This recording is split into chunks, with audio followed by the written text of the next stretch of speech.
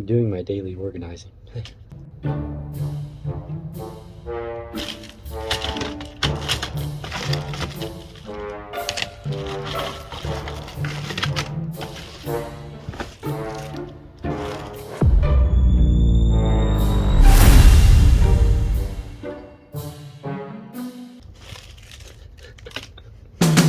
Time lapse.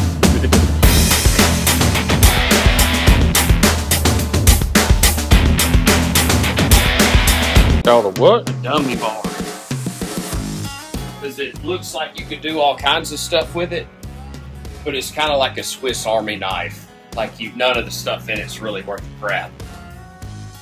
That's the same thing with this thing, with the dummy bar. See, look.